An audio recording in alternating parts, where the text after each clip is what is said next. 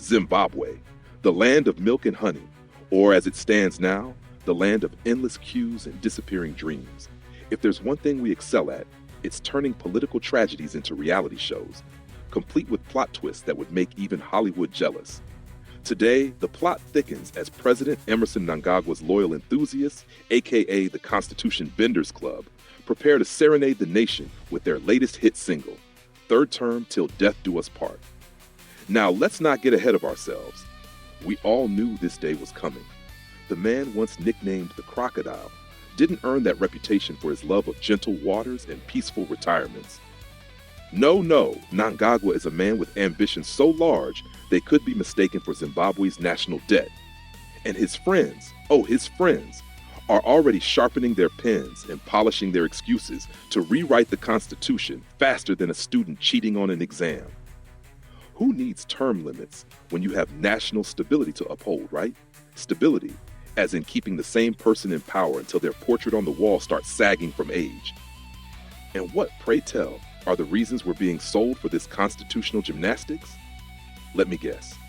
Mnangagwa is the only man capable of leading Zimbabwe.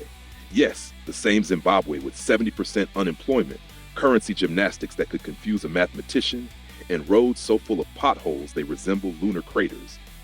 But of course, only he can save us from the mess created under his watch.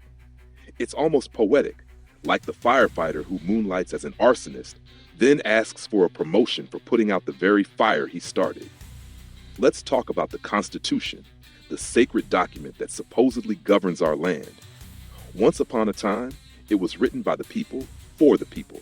Now, it's being treated like a cocktail menu, tweaked, stirred, and rewritten whenever the powerful feel thirsty for more control.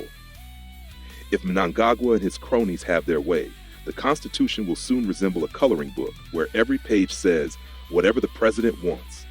The people's will, an inconvenient detail. Rule of law, a pesky obstacle. Democracy? Oh, please.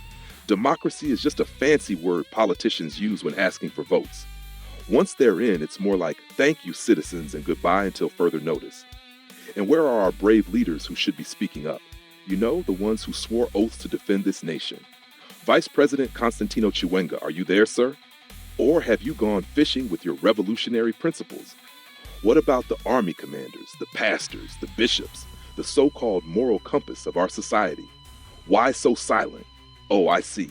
It's hard to talk when your mouth is full of government contracts and perks. Silence is golden, especially when it comes with a brand new SUV and a diplomatic passport. We've been down this road before. Remember Robert Mugabe, the man who went from liberator to lifelong ruler faster than you can say, Grace is shopping in Paris. And now, here we are again, standing on the brink of another political farce. Fool me once, shame on you. Fool me twice, well, that's just Zimbabwean politics. Fool me a third time? At this point, I think we deserve an award for persistence in the face of absurdity. Let's be clear, this isn't about Mnangagwa. It's about power, the kind of power that corrupts absolutely. Give one man the ability to bend the rules for himself, and soon enough, the rules won't exist at all.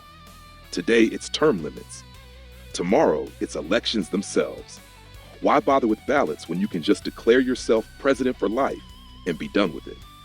After all, printing ballot papers is expensive, and the Treasury could use the cash for more pressing matters, like importing more tear gas for peaceful protests. And speaking of peaceful protests, Zimbabweans must be wondering, what's the point? Every time we stand up, the regime sits us down, usually with batons, handcuffs, and prison cells. But here's the truth. The Constitution belongs to the people, not the politicians. It's time to fight for it. Not with weapons, but with voices loud enough to shake the walls of State House.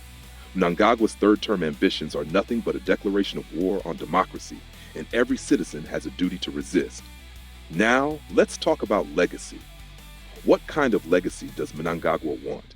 Will he be remembered as the leader who finally restored Zimbabwe's dignity, or as the man who clung to power while the nation crumbled? Legacy is not built on the length of one's reign, but on the impact of one's actions. Leaders who respect the rule of law are honored.